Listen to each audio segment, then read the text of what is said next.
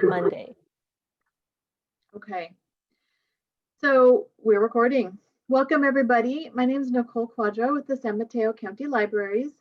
I want to welcome you all to this final Bookfest event. Bookfest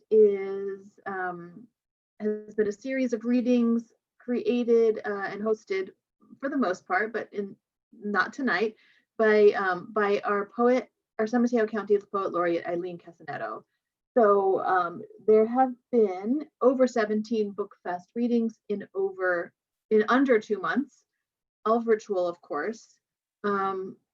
Several of those are on the San Mateo County Library's Bookfest playlist on YouTube. I invite you to check those out. And this recording will be on the San Mateo County Library's YouTube Bookfest playlist, premiering Monday, October 26th at 5 p.m. So I think everyone is invited to a watch party at that time. I think Lisa will tell you more about it. I'll segue into welcoming our host tonight, who is Lisa Rosenberg, our San Mateo County Poet Laureate Emerita, who's doing some hosting duties as Eileen was not able to join us this evening. With that, I will pass it on to Lisa. Welcome, Lisa. Thank you, Nicole. I do have company as Poet Laureate Emerita, and my predecessor, Caroline Goodwin, hosted one of our earlier Bookfest events for other local authors.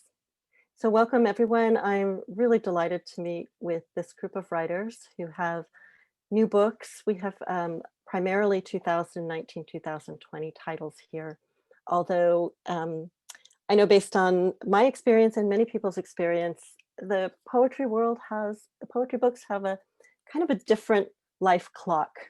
And 1 year, 2 years doesn't seem like such a long time. They still seem new to me, even if they're beyond the 5-month window that many reviewers require. So we have really beautiful work to share tonight. I'm going to put the links to book purchasing in the chat bar. I have done my best to include independent sources for all of the books, as opposed to some of the gargantuan online sellers. So I encourage you to go through the independent sellers and help support them as well. Our first reader today is Francesca Bell, and she'll be reading from Bright Stain from Red Hen Press. Francesca was raised in Washington and Iowa and settled as an adult in California. She did not complete middle school, high school, or college and holds no degrees.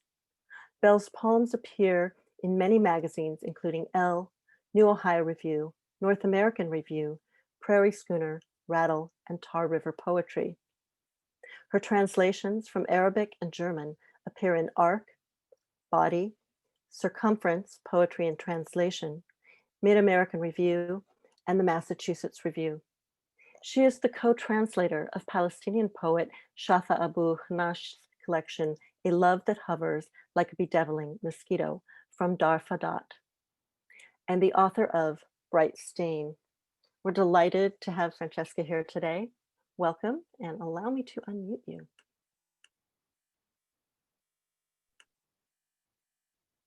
Francesca, the way it's enabled here, you unmute yourself, it looks like. Okay. Thank okay. you. You hear me? Yes. Okay, great. Well, thank you so much. I want to thank Nicole and Lisa and Eileen for hosting us and organizing this and including me. And thank you all for coming out to listen to poetry, or staying in to listen to poetry. And I'm going to be reading a few poems from my book, Bright Stain. And I'm just going to jump right in. So all of these poems have something to do with animals. And this first one has to do with feeding pet snakes. And you have to know to understand it that usually to feed a pet snake, you take frozen mice out of your freezer and thaw them out. As if God. Little mouse, lying white on your side like a child in a christening dress, I've thawed and placed you to wait on the flat rock altar. But Snake isn't interested. He sniffs once, tongue flickering like flame, then slides back into the shavings, concealed again. It's as if we prayed and God did not come, or came but turned his face away, refusing to take the child's whole spirit deep into his devouring shape and free it, as each mouse released by generous jaw and steady squeeze is freed into the great gliding goodness of Snake. Getting away. That fall, we pitched a tent in Montana bear country for 2 weeks. Every night, whether we made love or not, you slipped your rifle between our bodies. I dreamed of bear paws, awkward as children's hands, innocent looking as they swiped open my skull, and woke, face pressed to the gun's steel snout, warm as our skin by morning. You were sober mostly that trip, didn't even stagger as you hoisted our cooler up a tree to safety. But I had already seen you, reeking and fiery enough to fracture furniture with just your hands, or to crater the walls with the pointed toes of your best boots.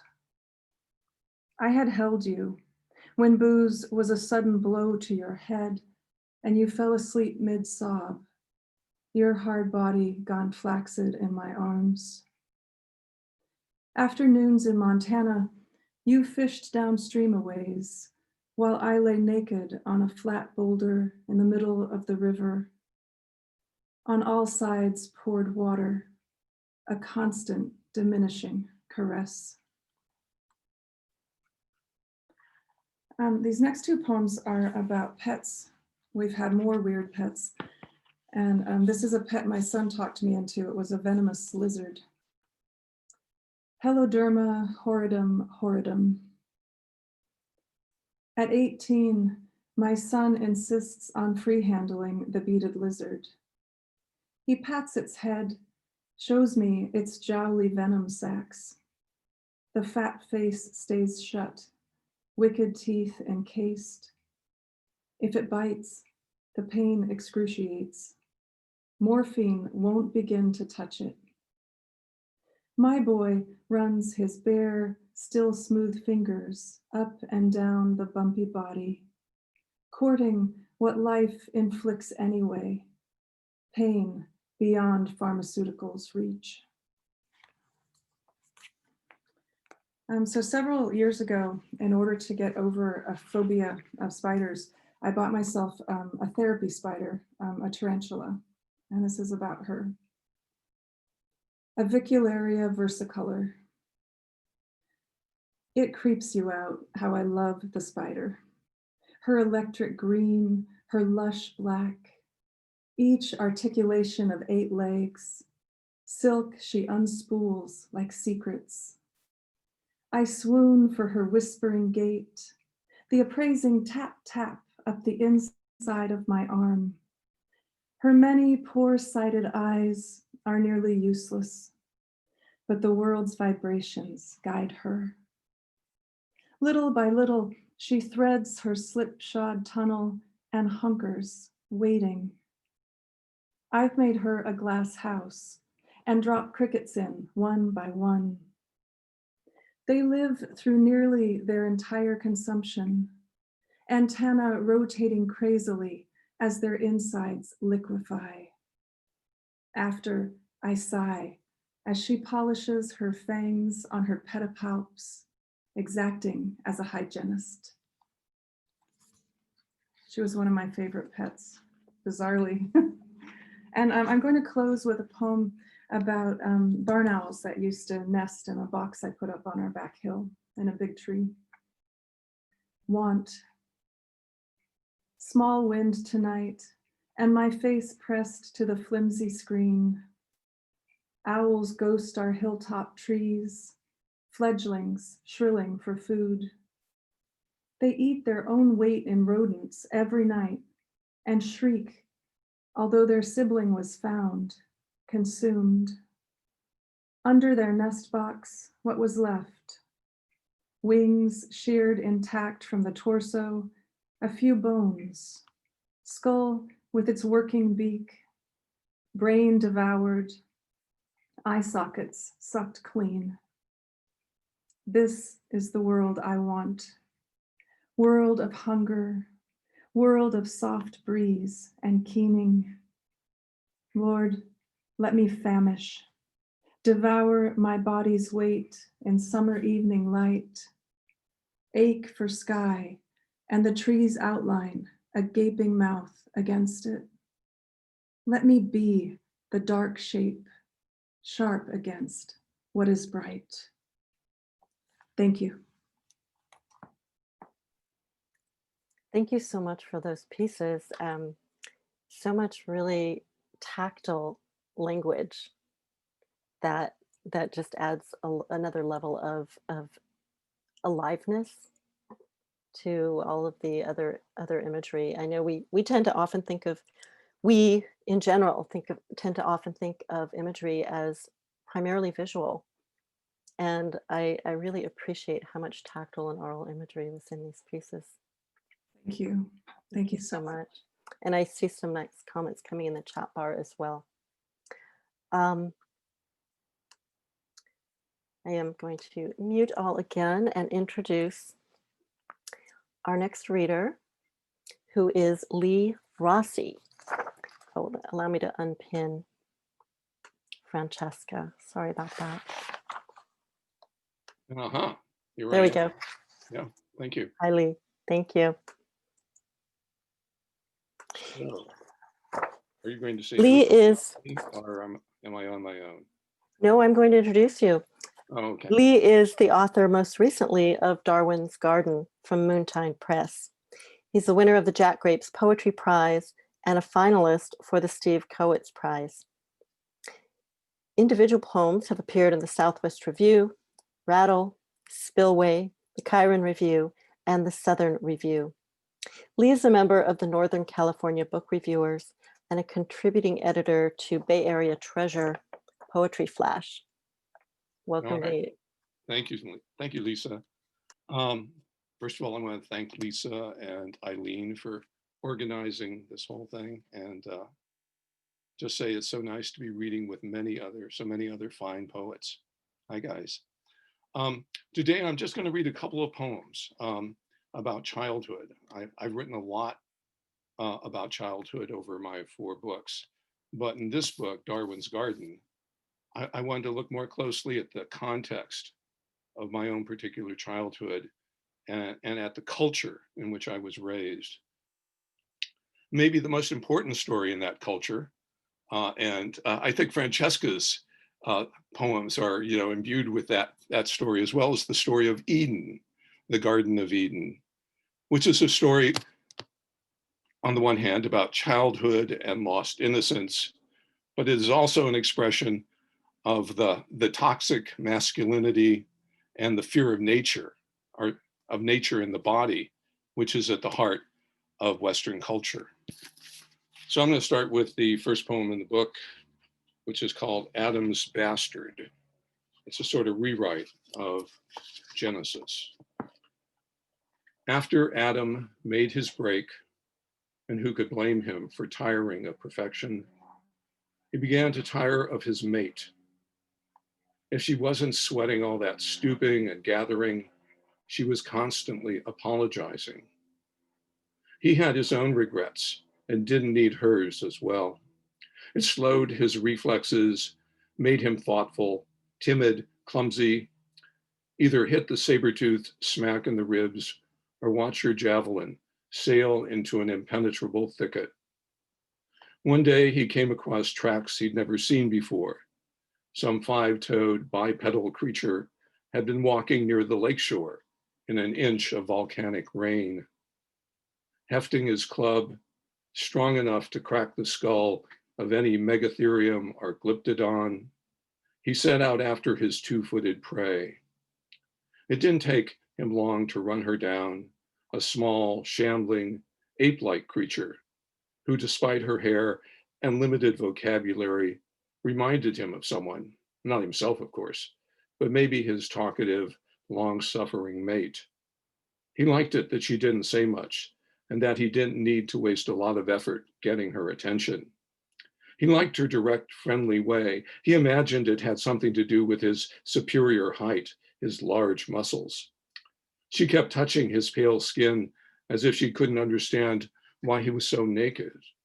So he let her live and subsequently sought her out, although after the day's hunt, he always returned to Eve. Once or twice he even shared his kill with the creature. He called her Lucy, or maybe that's what she called herself. In his old age, he could barely remember. And the baby, it had his face, but her skin, her sturdy, load-bearing gait. He named it after her, Lucifer, of course. Okay, and one more. Let me have a drink of water here. This is called A Habit of Ascent and includes various details from my childhood suburban lawn. A habit of ascent. Childhood, the first eternity, as I wandered our vast acre, trying to escape the sun. How lonely it seemed with no children nearby, just my sister, an insistent mouth at mother's worried breast. Catalpa trees fanned their leaves like ants, trying to save their powder from streaking. No clambering into their narrow laps. The pear oozed like a teenager, craggy with acne, its bark a magnet for columns of ants. I circled the firs and stroked the knees of elm and oak, giants in conversation as the wind riffled their hair. Only the apple tree was short and broad enough to harbor this restless climber. Its cool fire surrounded me as I climbed into flowered lace and huddled in the second crook, watching leaves, then apples, sweeten on stems. Here where the trouble all began, in the garden of the heart. At night, I dreamed the whole miracle again, an explosion of green branching into darkness. And yet I wanted more, some escape from what I was, from what my parents wanted me to be. Come morning, I drape myself along a limb like a python, inhale the husky perfume, stroke the swollen fruit, as if this had always been my home. Thank you.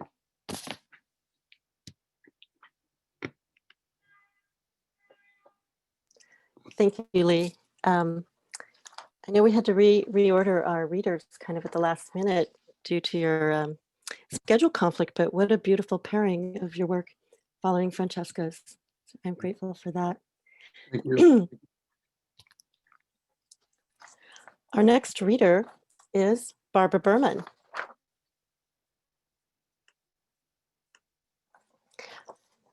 Barbara reviews poetry for the Rumpus. Her poetry and prose have appeared in Racket, 99 Poems for the 99%, Lilith, Gargoyle, LitHub, the San Francisco Chronicle, the Village Voice, Narrative Northeast, and elsewhere. And she's performed on Porch Light and read her work at Litquake, Green Apple Books on the Park, Moe's Books, Poets House in New York, and elsewhere. Barbara's chapbook, The Generosity of Stars, was published by Finishing Line Press, and her full-length collection, Currents, from 3 Mile Harbor Press, came out with blurbs of generosity from Evan Boland and Richard Peabody. 2 pieces from a chapbook she's completing have recently been published. And if you have not read Barbara's reviews, I know many of us are waiting for a compilation of those to come out in book form, but they are very generous, insightful readings of contemporary poetry. Welcome, Barbara. And I need to ask you to unmute yourself.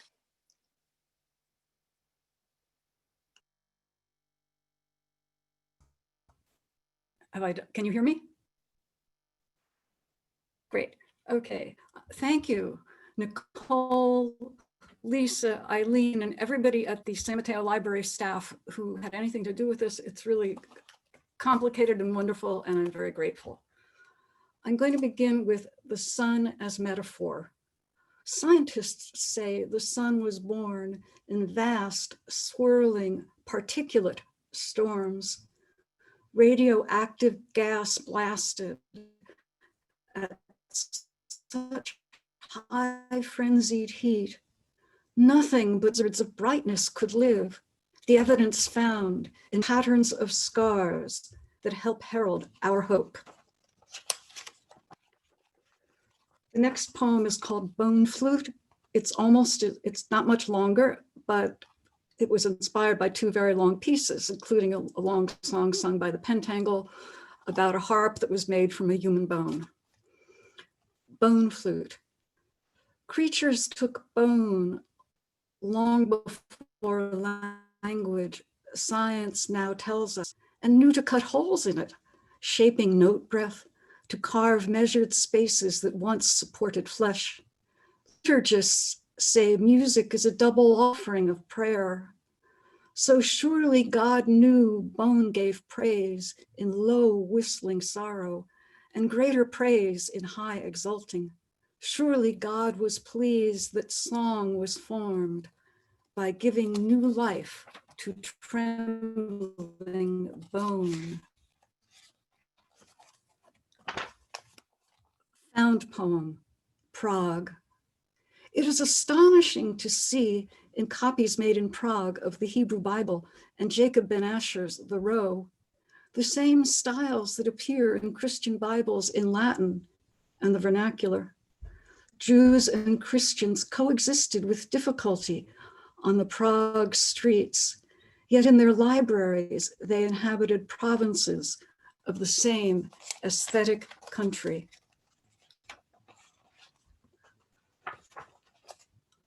The Annals of Innisfallen. Cold, clean penance at an island monastery in Loch Lena. Wild fern and grain.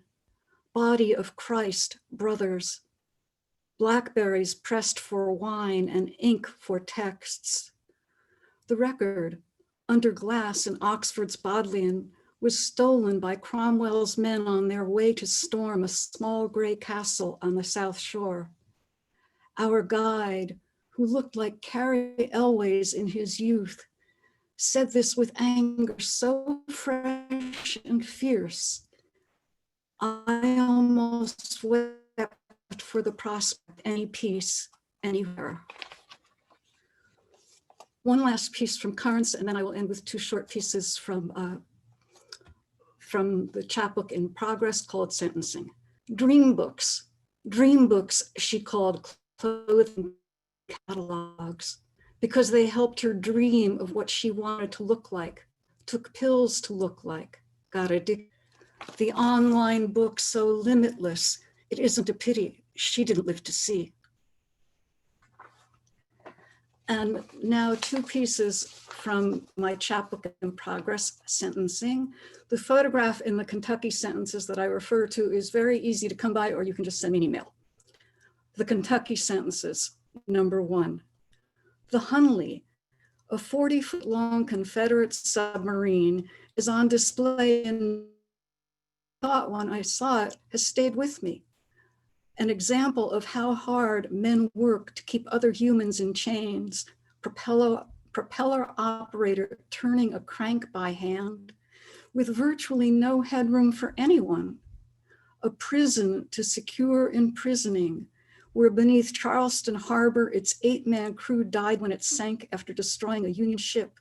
And I wonder what Susie King Taylor, a once enslaved Civil War nurse, knew and thought, because she tended tirelessly to men and women of all colors on both sides and disobeyed officers' orders, entering quarantine tents so that yellow fever victims would receive some ease. And her name meant nothing to me until I saw the caption beneath her photo at the same museum, which is 573 miles northwest of where the submarine sank, its secrets still being revealed. And she was beautiful, with smooth, ebony skin and features suggesting Native American and Pilgrim forebears, her face framed by a small dark hat with a white stripe and shoulder-length black veil, pinned back to show fierce grace in her alert, large eyes. The last sentence, the hummingbird sentence. Hummingbirds see more red than humans. And when I see one with wings working as they do, so fast, I can't name all its colors. It is blading a small patch of air above an agapanthus I see as pale lavender. And I imagine it sees a meaty crimson as it dives deep into the flower. And it's all right that I can't go there, because watching it dine gives me respite. And that's what I'd tell it if I could speak its language. See what it sees. July 2020. Thank you.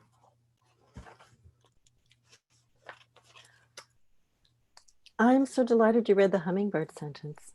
Thank you for that. That feels like a real gift. You were such a wonderful first reader for that. It feels like a gift, especially since we are now clearly in the thick of autumn, to hear that. All right, I'm going to unspotlight you and introduce Peter Carroll.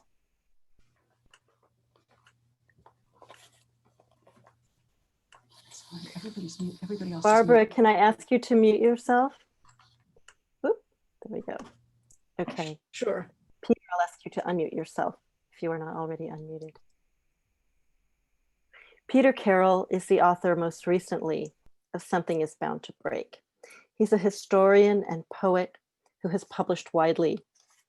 His third collection of poetry, Fracking Dakota, from Turning Point Press, was published in, okay, I guess I have a typo here. It says 2015. That's for Fracking Dakota. Was published then in 2015.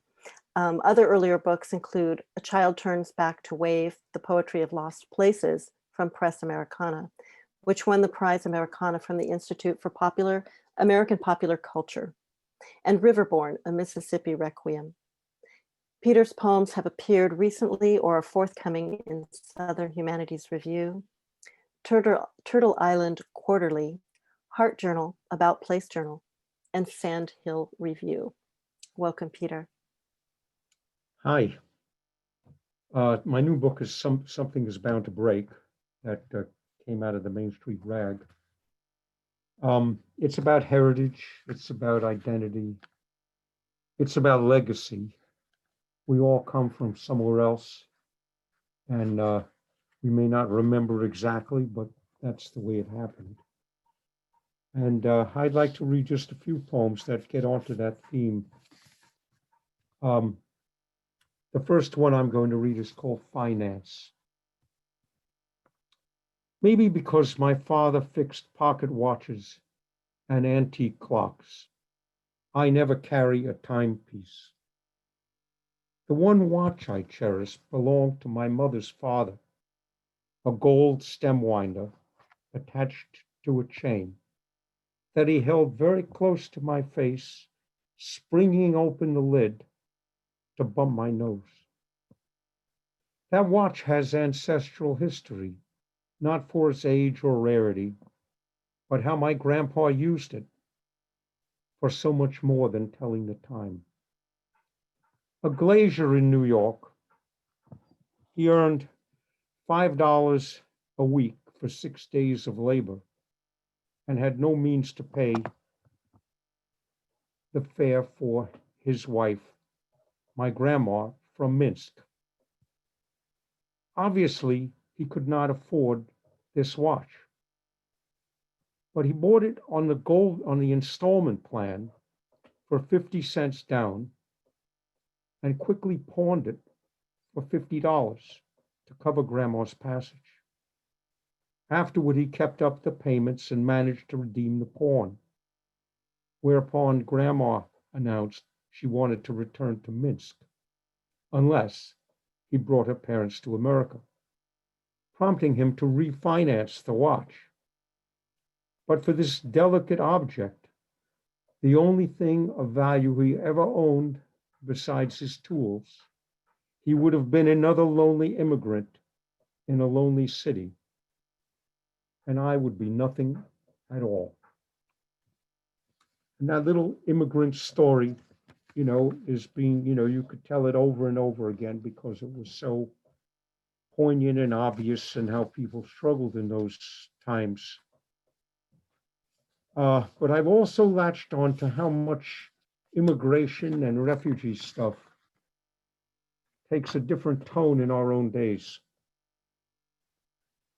So this poem is called Sanctuary. The village creek serpentines to open seas, where I stand all day at the ocean shore, feeling the planet tremble.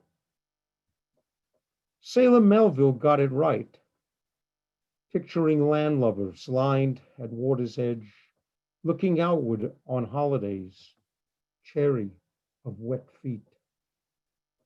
I'm of the coastal breed, fear-fed by tsunamis, yellow signs reminding, never turn your back on the waves. But when the war overflows the skin of safety, even a leaky ship looks dry, launches a last hope, desperation, uncommon courage. Later, the crew of lifeguards reports orange tubes floating like macaroni, hearing the human plea for sanctuary, bodies in the water. How few they could reach, old men, children, the drenched Syrian mother who tumbled naked overboard, cried out, slipped away. Flotsam whirls undersea or aerates into mist.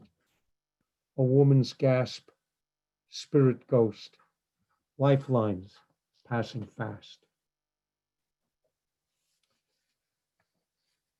And this is a local, incident I had, and I discovered how, in a way, we assume we know who we are, and then you run into someone who tricks you and turns yourself about. I call this comrades. The old Chinese man, his smile ripe, he's eating a large Fuji apple, or maybe it's the morning sunlight that swells his cheeks. Most days I pass him sitting on a bench in a vacant playground, staring at idle swings. After I say good morning, never before, he raises his left arm and gives me a nice salute. His happy teeth part, but no sound comes from his throat. Perhaps crossing borders, he's learned both charm and caution. He keeps full eye contact, indicating he has more to say, as I have more I'd like to say. But I've learned nothing about how to welcome someone who knows no English. When I return later, he's surrounded by cronies from the old country, women and men watching children. His hand flies up to greet me, palm open, as if to say, stop here, my friend. Lacking for words, I've become the outsider, mute as he. I raise my hand and continue on alone.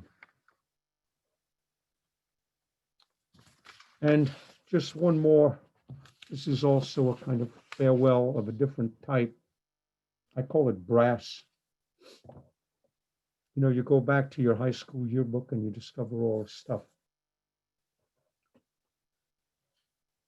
The obituary of a high school classmate, a name I don't quite recall, lures me to the yearbook where a photograph verifies my failure of memory. What I do remember, isolation, boredom, nausea so bitter I can't persuade myself to attend reunions. But as one obit leads to another, Sheila eulogizing Rochelle, my best friend, I find the obituary of the trumpet player who shared my music and menthol cigarettes, who joined me at Birdland to dig Dizzy and Miles. Hard to believe. Made of brass we were, a pair of show-offs. His career sizzled as mine soured. I see it's over. He got what we both wanted, what we played for. No need for envy or brag between us.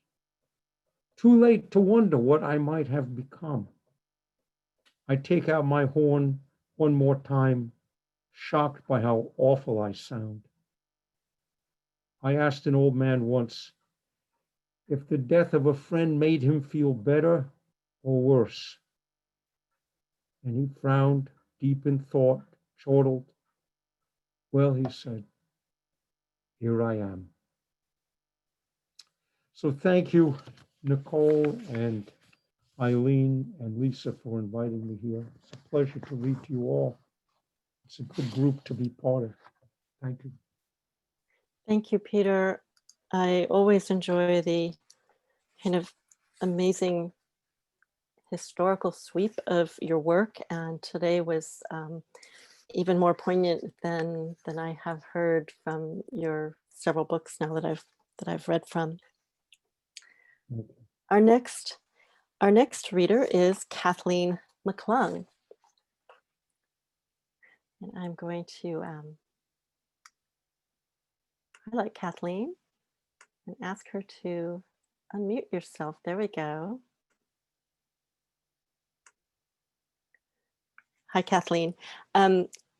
Before I read the official bio, I have to say that Kathleen McClung is astoundingly prolific. And if you are a writer who tends to have a long time between appearances in print, yeah, Kathleen's this recent series of books has just really been very impressive and breathtaking. She's the author of Temporary Kin, The Typist Play Monopoly, and Almost the Rowboat. A Pushcart Prize and Best of the Net nominee, Kathleen is the winner of the Rita Dove, Morton Marr, Shirley McClure, and Maria W. Faust National Poetry Prizes. Her work appears widely in journals and anthologies, including Fire and Rain, Eco-Poetry of California, Raising Lily Ledbetter, Women Poets Occupy the Workspace, Atlanta Review, Connecticut River Review, Southwest Review, and others. Kathleen lives in San Francisco and teaches at the Writing Salon and Skyline College, where she served for 10 years as director of the annual Women on Writing Conference. She's the associate director and sonnet judge for the beautiful Soul-Making Keats literary competition. In 2018 through 19, she was writer in residence at Friends of the San Francisco Public Library. She'll be reading today from A Juror Must Fold In on Herself, her newest publication and the winner of the 2020 Rattle Chapbook Prize, as well as Temporary Kin from Barefoot Muse Press, also of 2020. Welcome, Kathleen. Thank you so much, Lisa.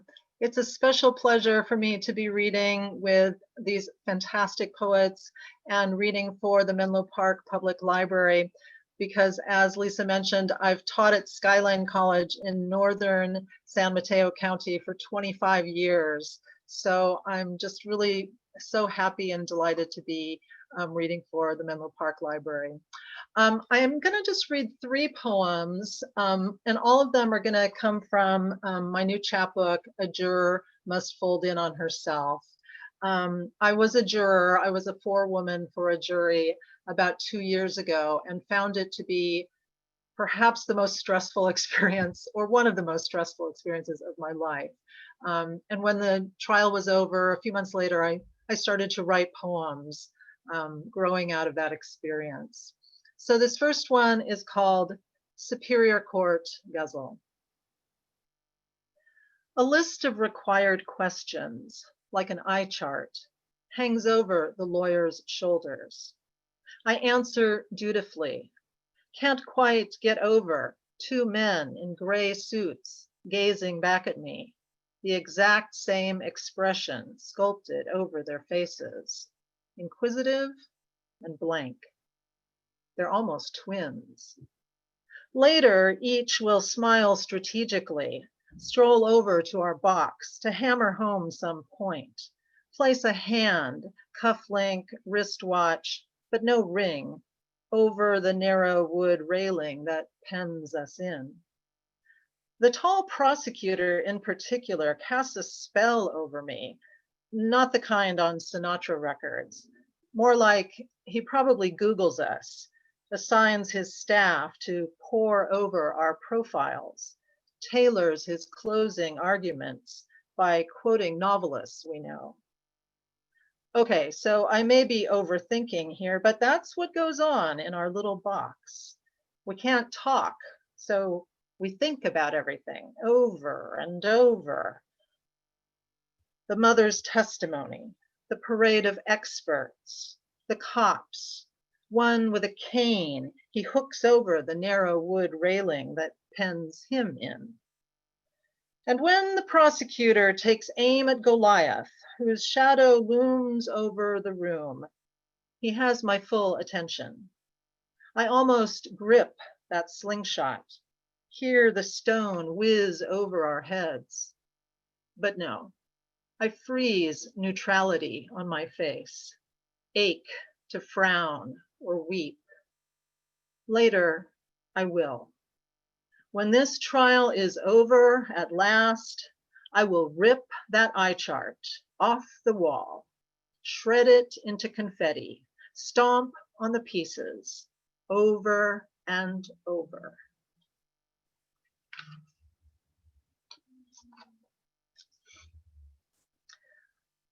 This next poem is called The Sequestered Juror Writes a Pantoum.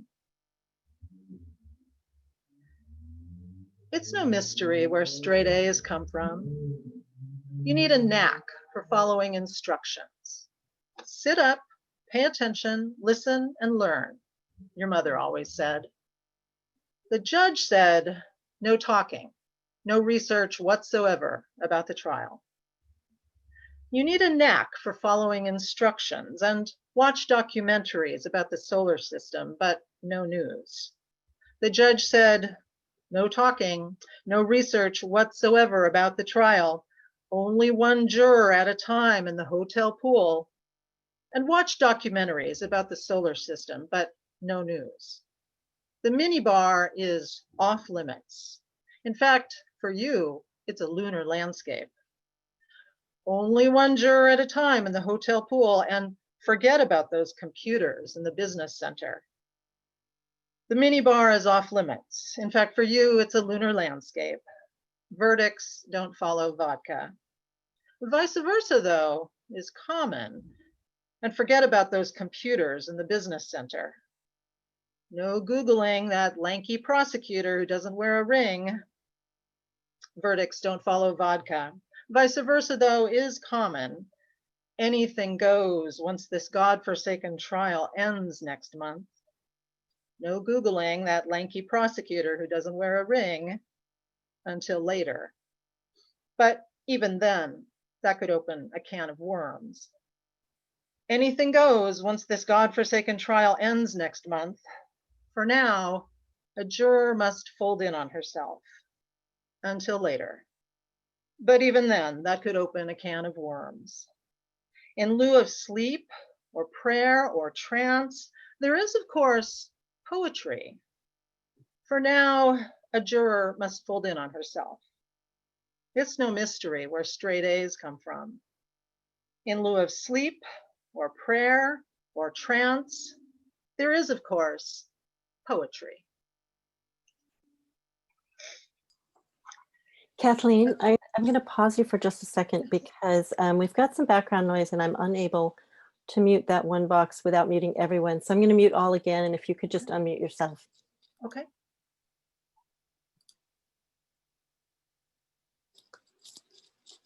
Go ahead and unmute yourself. Okay. So I'm going to finish with just one last poem. This is, I write a lot in form. Almost all my poems are in form. And this is a double sonnet. The Quietist.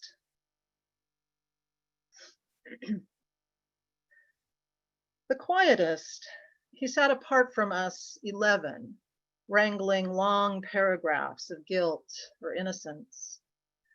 I wondered, was this man that student in the back who laughs at random intervals, evades a teacher's gaze and doodles skulls? We were a jury, not a class, that endless week.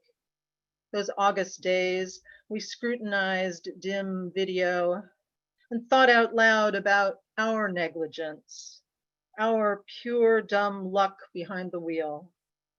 We hadn't killed a child, but one had bled to death, and we were stuck inside that bolted room, unreconciled and tense.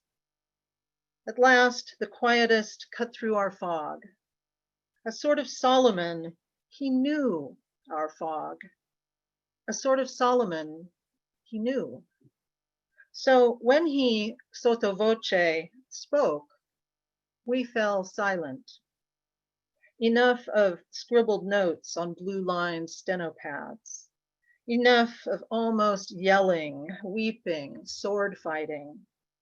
We could agree at last, go home, begin to sleep at night again, peel back thick layers of secrecy we'd worn all through this trial. I thought I might bump into one or two. Our city's small, ripe for coincidence. Last week nearby, a crowded diner, loud hole in the wall, I elbowed Tom.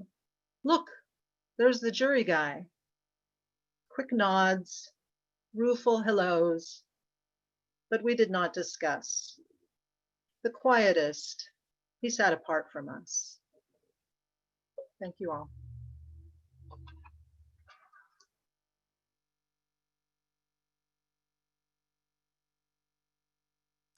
Thank you so much, Kathleen. I am especially fond of pantoums, and that one seems to be so appropriate, especially because of the way you managed to kind of pull that last bit out of it. I can't imagine what it was actually like in the jury room there. Our next reader is Joe Cottonwood. Welcome, Joe. Whoops. Okay, hi. Hi, I'm not sure why it is that Kathleen is still pinned. There we go. Hi, Joe. Joe is going to read today from Random Saints from Kelsey Books. He has built or repaired hundreds of houses in his day job as a carpenter contractor in the Santa Cruz Mountains of California. Joe is the author of the underground novel Famous Potatoes and many books for children, as well as the award-winning memoir 99 Jobs, Blood, Sweat, and Houses. His previous books of poetry are Son of a Poet and Foggy Dog, Poems of the Pacific Coast. Joe Cottonwood. Thank you, Lisa.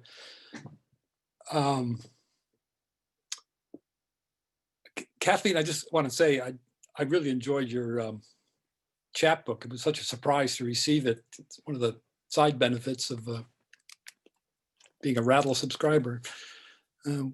Congratulations, it was quite an achievement. For my book, I grew up in Maryland, which is south of the Mason-Dixon line and all the baggage that comes with that. But also I grew up just outside of Washington, DC, which exposed me to a different culture, a lot of different cultures. And this is a first poem. It arises from my experience in public school there. It's called The Diplomat's Daughter. The diplomat's daughter can recite the 23rd Psalm in Hindi. Once drank Coca-Cola with Martin Luther King, is 11 years old. I'm 14. The year is 1961. public school. We're the same grade. I'm not brilliant, she says. I'm experienced. We ride the bus. She sits with me, walks with me after I rescue her once from certain ignorant assholes. In a white school, she's skinny and shy and brown. Her father sizes me up, says, "You can be her big brother." I get the drift. Don't you dare touch her. No worries. She knows embassy protocols, when to shake hands, when to curtsy, when to kiss both cheeks. I know the secret map of where to sit safely in the cafeteria. She says, we can't save the world, but we can serve it. Somewhere between September and April, she grows less skinny, more female. One day she takes my hand when we're walking and says, in June, we're moving to Singapore. Sudden pain like stomach gas. I guess it shows. I am not your little sister, she says. Do you love me? At that age, I'm compulsively honest. So I say, I don't know what love is. This, she says, what you feel right now is love. We hold hands, kiss a few times, sweet stuff. Both of us shy. She, for once, as inexperienced as I. Last day, she presses my hand to her heart, her little breast, and says, I'll miss you. I'm scared. Goodbye. A postcard, exotic stamp. Just kids, we lose touch. So 40 years pass until her photo, name in the news. Car bombed, fighting polio in Pakistan. Served the world, couldn't save it. In human culture, there's no secret map of where to sit, where to not. Only this, what we must feel.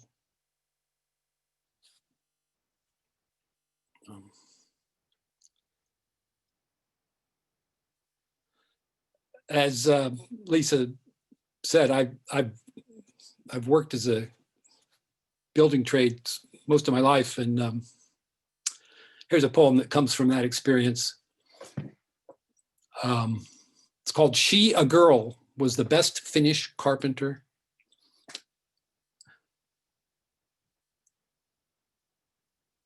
She, a girl, was the best Finnish carpenter we'd ever seen. Her age, 17. Learned the trade from her dad. After hazing, nothing nasty, we sort of normalized her, sort of not.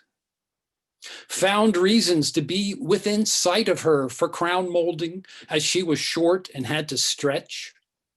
Until she called us creepy for staring, and we stopped. But geez, hanging a door was like a ballet, strength and grace. Not classic beauty, more stocky and square. We gave her the tasks where perfect would count, because she was. By end of summer, we all treated her like a kid's sister. She brought Vivaldi for the boombox to replace our twangy slop. She chalked little flowers, hearts and dragonflies in the rough opening before trimming the frame. So in demolition a century from now, somebody might find them. Earned enough for first semester at college. Promised she'd come back and visit. Maybe she forgot. Maybe she met some brooding poet. We speak of her sometimes after all these years. It's like opening a wall, finding a chalk dragonfly.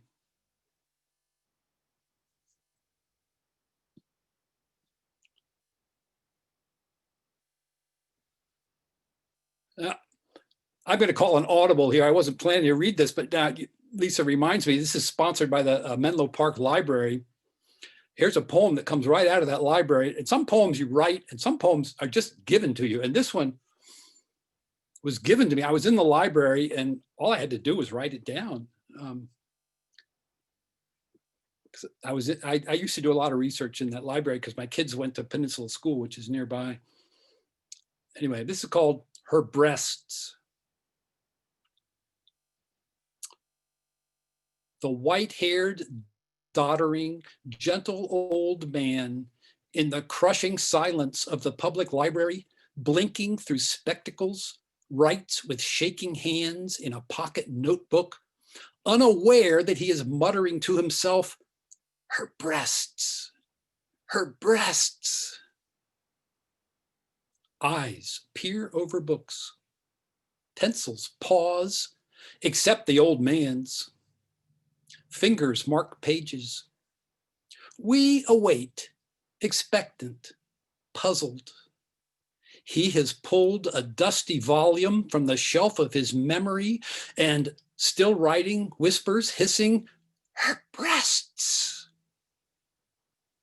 I want to know, was it in moonlight? Hurried? Forbidden? Dear woman, do you know that after half a century, not only your lover, but a whole reading room of men and women are in awe of your stunning warmth? Her breasts, her breasts.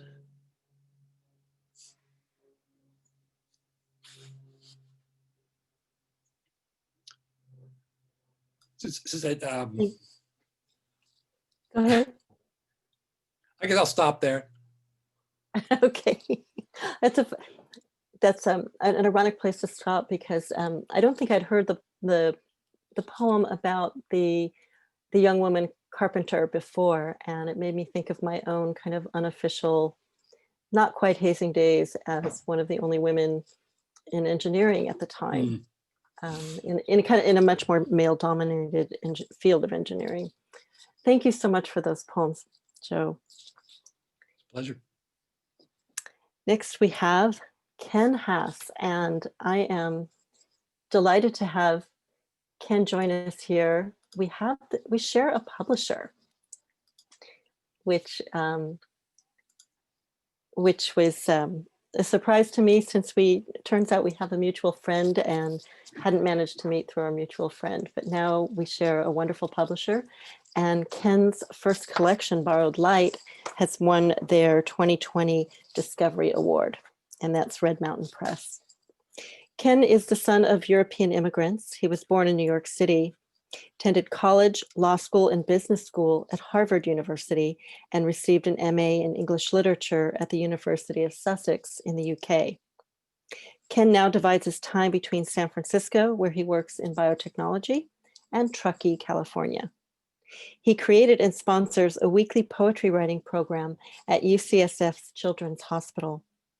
He is also on the board of directors of the Squaw Valley Community of Writers. Ken's work has been nominated for a Pushcart Prize, and he has won the Betsy Colquitt Poetry Award, and has appeared in more than 50 different literary magazines and journals, as well as anthologies. So as I said, Borrowed Light is Ken's first full-length collection, winner of the 2020 Red Mountain Press Discovery Award. Welcome, Ken. Thank you, Lisa. And also Eileen and the San Mateo Library for inviting me to read with these truly exceptional and moving poets. Borrowed Light has 4 sections, and I'm going to read 3 poems today, each from a different section, in the hope that folks will get a sense of the book's arc in terms of both subject and tone. Generally speaking, Borrowed Light starts with my Bronx childhood, then moves backward in time to an exploration of family history, and then moves forward again to my own migration west to the Bay Area more than 40 years ago. My father, who passed away in 2011 at the age of 89, escaped Nazi Germany when he was 16 took a boat to New York City, and then enlisted in the US Navy as a Seabee to fight in some of the toughest battles of World War II in the Pacific. This first poem is called War. When the archivist at Ellis Island met my father a few years before his death and asked what was the most memorable time of his life, he said it was the war, but wouldn't embellish. And when he got sick, the family gathered, waiting for the aneurysm to burst, with hospice nurses in 8-hour shifts to catheterize him, give him shots of hydromorphone for the pain. They were professionally attentive, sidetracked only once in a while by a magazine, a cell phone, the food mom couldn't stop cooking.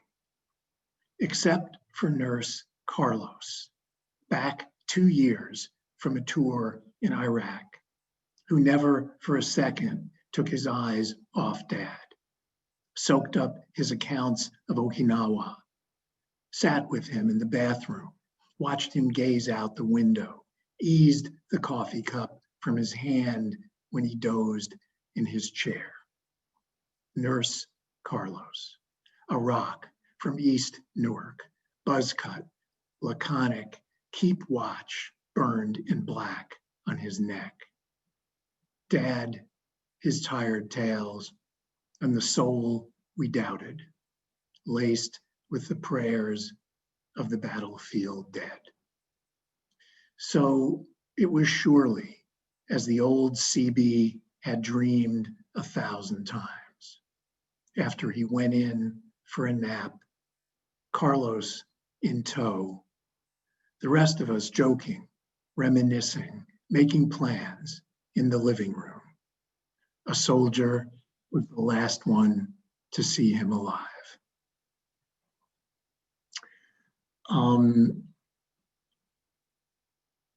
Now a poem set in San Francisco called On Being Slapped by a Woman I Don't Know.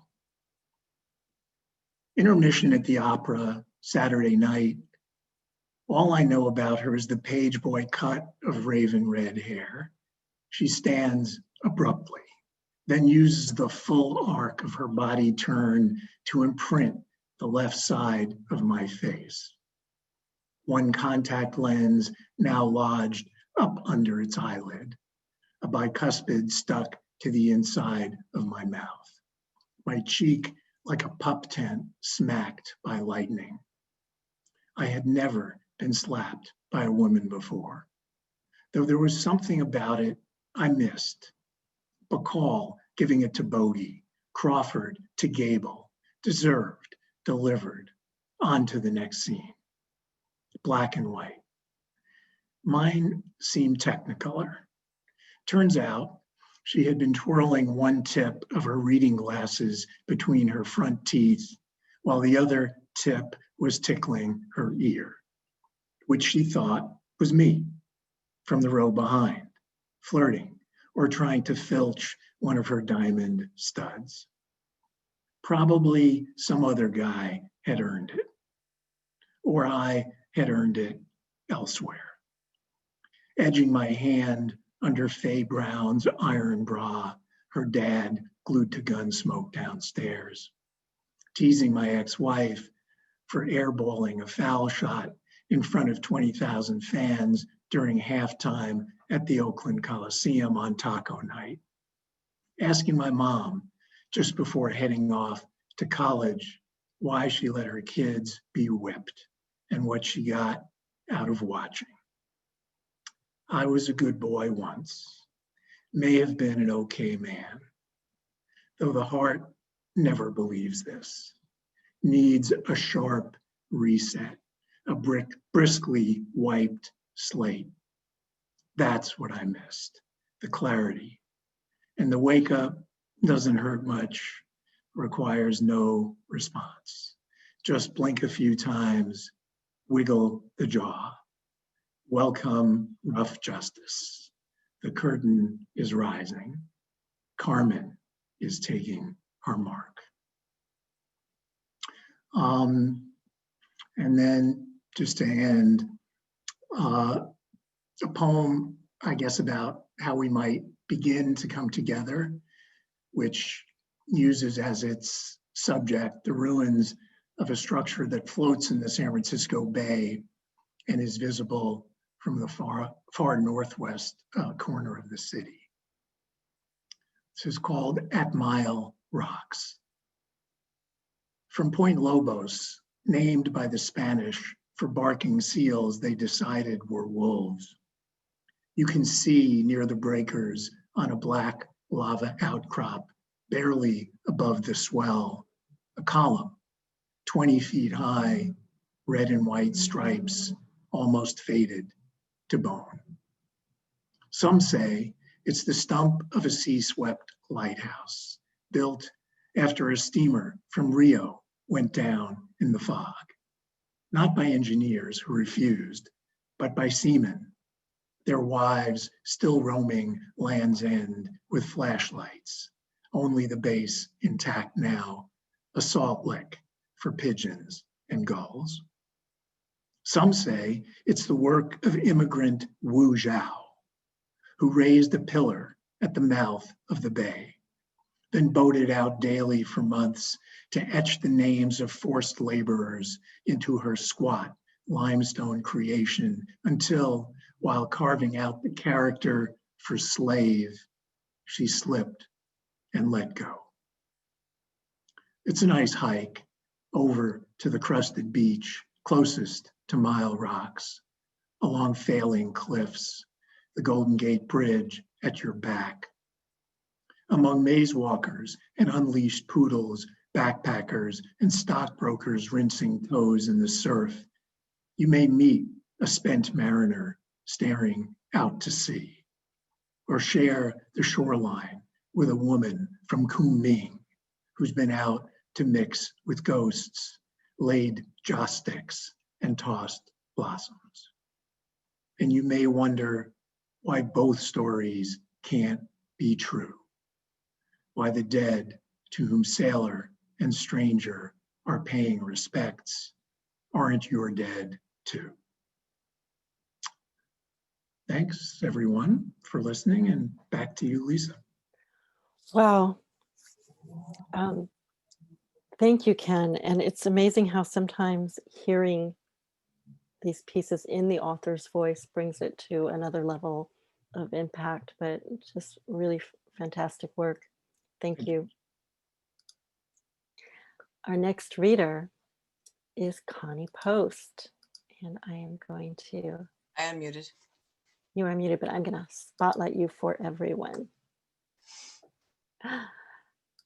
Connie Post, the tireless and admirable, has served as Poet Laureate of Livermore, California from 2005 to 2009. Her work has appeared in Calyx, One, River Styx, Slipstream, Spoon River Poetry Review, Valparaiso Poetry Review, The Slippery Elm, The Pedestal Magazine, and Verse Daily. Her awards include the 2018 Liakura Award, Crab Creek Review Poetry Award, and the Caesura Award. Her chapbook, And When the Sun Drops, received the Aurorian's Editor's Chapbook Award. Her first full-length book, Floodwater, from Glass Lyre Press, won the Lyrebird Award. Her second full-length book, also from Glass Lyre Press, is Prime Meridian, released earlier this year. About this book, Juan Herrera says, we need this wisdom. This book clears elixirs from the source. Welcome, Connie. Thank you, Lisa, and everybody for coming. Thanks to Lisa and Eileen and Nicole and everybody that works hard to put this together. I think we all really need these kind of things. So I'm rereading from my book, Prime Meridian, and I love the cover, so I never can brag about it enough. The artist is Tracy McQueen, and so I'll just get started. First poem, since it's October, I thought it'd be apt to start with Walking Beside October. I come across a blue-gray salamander frozen in the middle of the wooden bridge. I step over it and it thanks me by scurrying away. I think of the way I used to stop in the hallway when you'd pass. hoping you would not spill your Jack Daniels down my legs, hoping your shirt buttons were fastened. I remind myself why I take walks at dusk when the sunlight abandons the house. I hear solstice calling me home.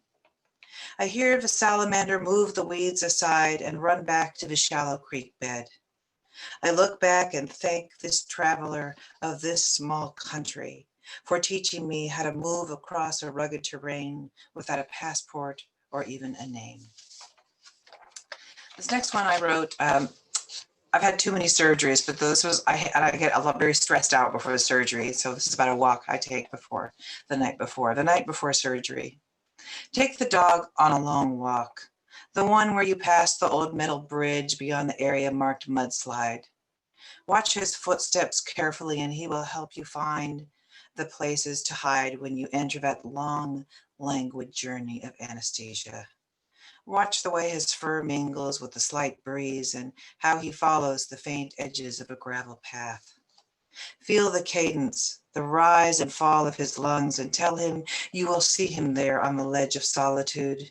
And remember, he will teach you everything about the anaphora that stays in the body, that stays beneath your skin, as apparent as faded scar tissue or mercy. Next one, deboning a fish. I was just sharing a funny story about fish the other day with my good friend Francesca Bell, so I'll try not to, we shared some stories the other day. Deboning a fish. I wonder what the fish saw in my father before he gutted them. Were they relieved to know they'd soon be out of misery? Relieved to stop gasping for air, to cease the futile flailing around the countertop? Did they wait within themselves and pray for the long knife? Did they remember the lake, its muddy bottom, knowing they can never return? You can tell me, and I already know, that fish don't understand this kind of thing, but neither does a small child. At some point, don't we all beg for mercy? This next one is somewhat hard for me to get through, but I really feel obligated to read it. It's entitled Forgotten War, and probably most of you know, but the Korean War was also known as the Forgotten War. Forgotten War. You stumbled around the house through most of the 1970s, sometimes muttering things about young Korean girls I didn't understand. You took long fishing trips to the dark water and wouldn't return until there was no breath left in that lake. I asked Mom about it once. I knew you had been in a war, but didn't understand it had anything to do with your off-center gait, the rage you held in your right shoulder, the passing out at 7 p.m. on the couch. One day, I went to get a popsicle in the garage refrigerator, and you were standing there as always with the Pabst Blue Ribbon, and I asked, "Did you ever kill anyone in the war?" You went silent and looked away. But I knew already. I knew it in the way you laid the hooked fish on the counter, the way you cut one long line down each body, severing their forgiven skins. Taking the eyes out, saying they were a delicacy in other countries. You seeing in me how relieved I was they could not see you anymore. I knew the lake would somehow disavow the fish as I have you. But at times when I drive past a murky lake, I still see us stumbling over the soul-soaked fields of our forgotten war. I think I have maybe time for two more quick ones. I apologize. I put down the wrong poem. Next one will be about birds, which I study a lot. I just study a lot in my own time. I'm very fascinated by them. Ornithology. I want to freelance in the eve of birds, not fly or soar or carry the strength of wind. I want to know how to find the thin power lines, how to balance when the flock leaves you behind, how to identify the noises of departure. I want to know how to find the distance from branch to soil, how to atone for the loss of gravity. I want to learn to become an unencumbered silence and extract autumn from each weary leaf. I want to be statue-like in the depleted dawn. I want you to understand why I bathe myself in the ruined twilight. And one more. I like to always try to leave on a little bit of a redemptive note. And it's about a complicated relationship I had with a black squirrel that frequented our backyard for a long time, about 2 or 3 years. I'm looking for something. There it is. Omen. For 3 years, the black squirrel visits our backyard. I say I hate it. It doesn't look right. I read in science magazines that it's a mutation, a normal occurrence in nature, but every day I think it's a bad omen. Every day I encourage the dogs to run after him. I watch his whirling, curling ascent up the tree. I find relief as he moves away from me into the next yard. Winter passes through me. A close friend my age dies of a brain tumor.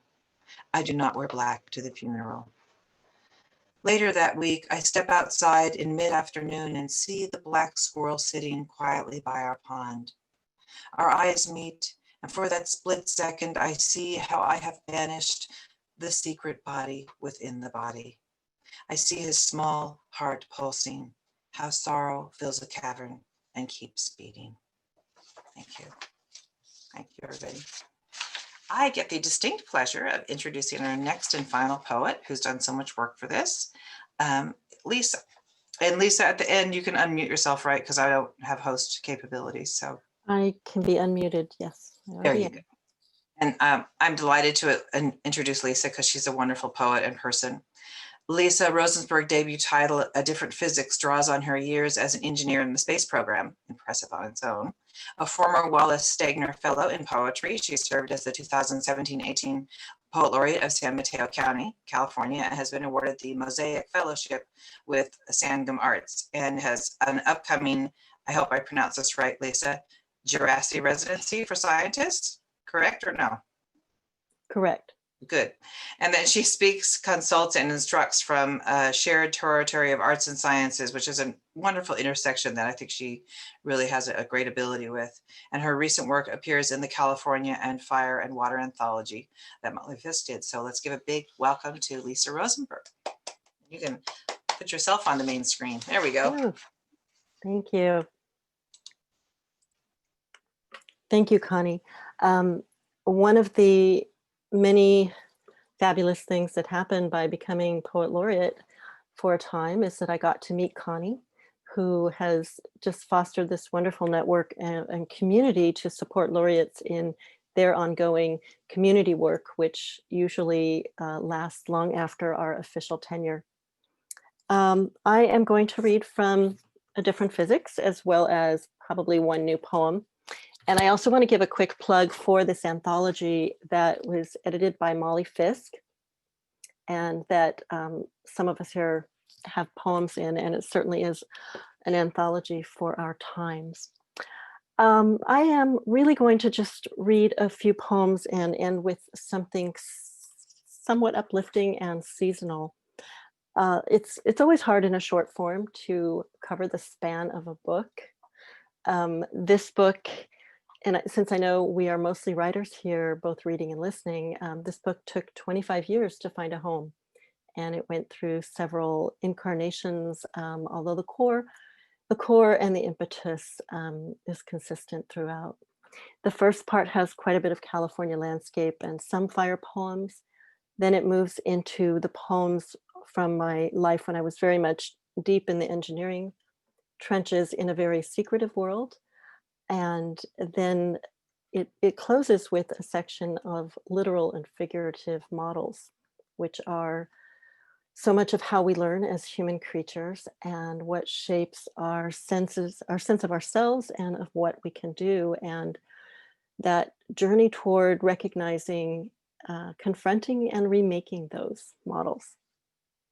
The first poem started as a response to Rattle magazine's monthly, I think it's monthly, ekphrastic challenge. And it's called, and then it departed from the ekphrastic challenge. It's called Perseverance. Take back those keepers of wonder. The swan's back, brown creeper, and golden grouse. The flirty tails, the talons arched like a map's edge. I'm finished with plumage. Etch me a classic, a girl like Sisyphus, in pewter hues, pushing a corner of sky. So we'll stick with the sky and with birds of a different sort. The satellite sky. As we dine, the satellites spin. We work and sleep. They pass the rim of a village blank with snow. Everywhere the day unfolds. A monkey flinches in the banyan limbs at the lip of a southern continent. A missile stack, the storm eye's path beneath the woven sky of satellites. Several hundred artificial sisters to the moon. Their turning drums, petals splayed, antennae like radiant stamens. The bulbous roots of others pace along their gentle arcs. Relay a voice in numbers. Return to us the likes of forestation, sea ice, smoke. The good people of one country, indistinguishable from the next. My metal desk a drop in the metropolis. The great birds glide in their orbits, fan themselves, jeweled heads humming in a stream of signals. What moves at the center of their gas hearts? Delicate as a pistol. They are the Ptolemaic angels of the age, deities simple as stars. Beneath the lenses of their tempered eyes, a launch site slumbers. A combine rests in a field of weeds. I entered in a dream, knowing if I brought my words to the marsh at its far edge, still I could tell no one, not even the reeds. So that came out of an environment where language was very, very tightly controlled, very different from being a poet where we certainly work in a controlled manner with our language, but we are attempting to share as much as possible. The next piece is new, and it's clearly a pandemic piece, not as explicit as some, but certainly it came out of that early time when we were newly in shelter in place.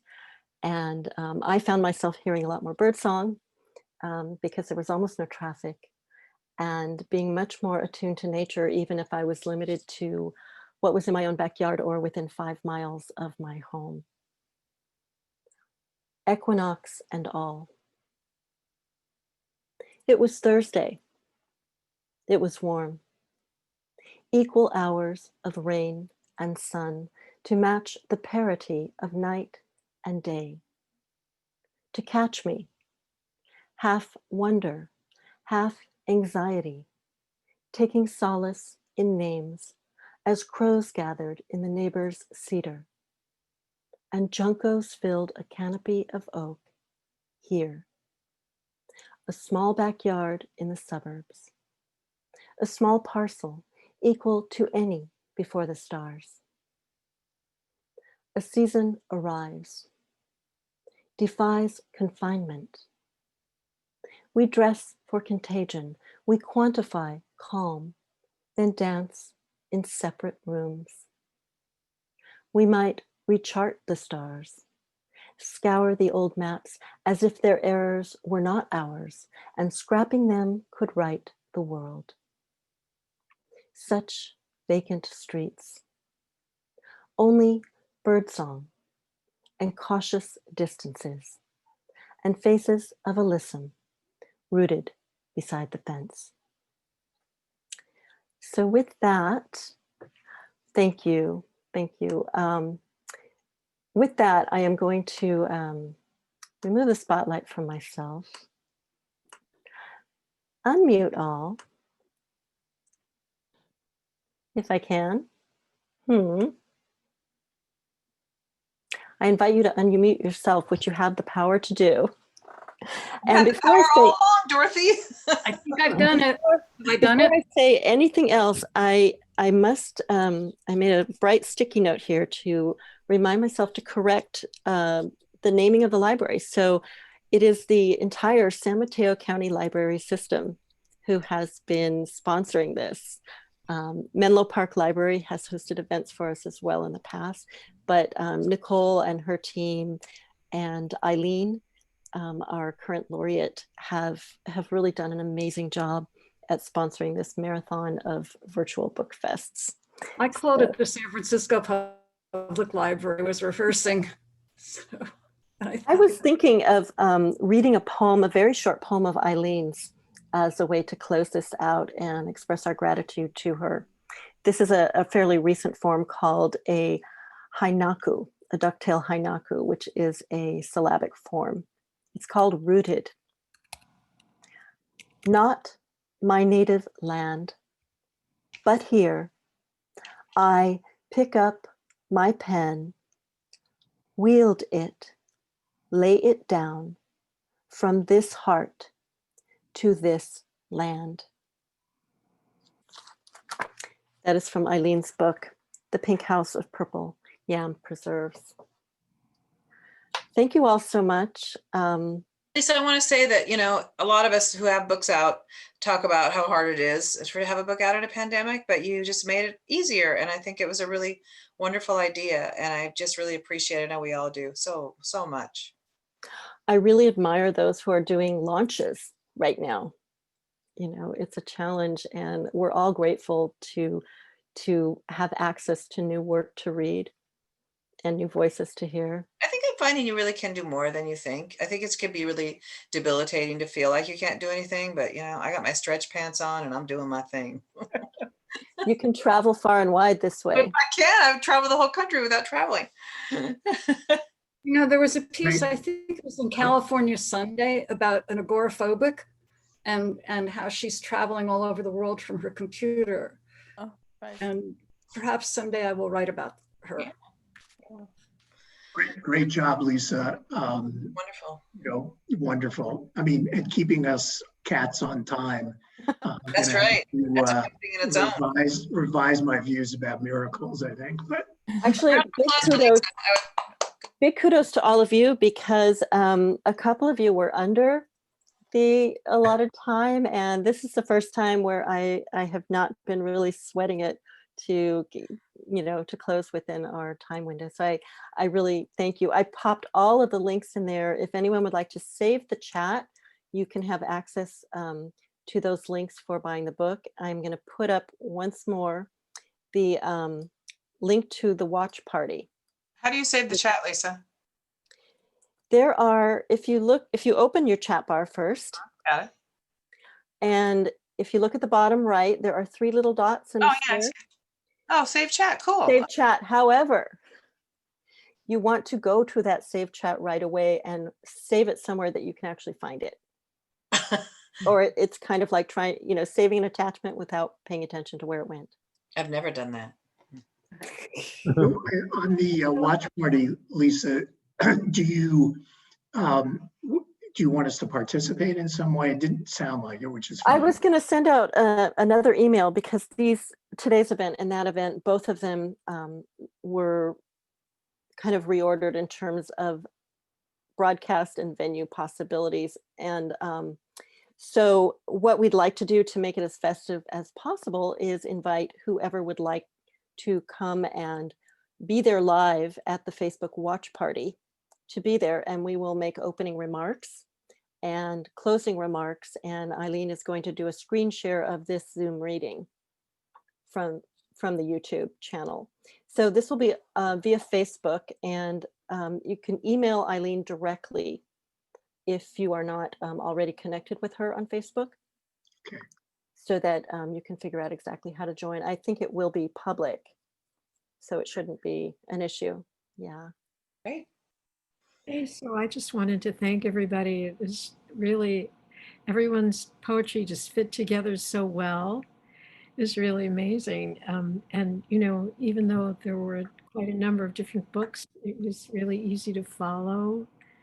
And it just felt very fresh and really one beautiful and fascinating. And so I'm so glad I could be here. Thank you, Phyllis. Thank Congrats on you. your new book. Yeah. So now this watch party is just for this reading, or is it? It's for this reading. Was Yes. there another one for the other reading, or did I miss it? That reading was live, and this reading originally was not going to be a live reading, which is why okay. we ended up with the 2 events. Yes, but we, I wouldn't be surprised if Eileen looks at ways to, and you can also create watch parties, because all of the book fests are on the San Mateo Right. County Library's YouTube Yeah. channel. It's awesome. So was it okay to be here? I just because Yeah. I heard about it. It is delightful for you to Yeah, be you were here, and I had far more RSVP, so I'm wondering if some people might have had trouble joining today. I did have that one friend that was having trouble joining, and I wasn't sure if that was indicative, but it's hard to know. Yeah. Thank you, Nicole. Yeah, thank you, Nicole. We can't hear you. Yeah, I thought I would stop recording now. Thank you. I think everyone's welcome to hang out a little bit longer, but on behalf of San Mateo County Libraries, thank you all for participating. And don't worry about naming the wrong library. We're all on the same side. Okay, go ahead and stop recording, and I will. I guess I can Right now. I can close the room as co-host. Yeah, it's one of the hard things about a Zoom event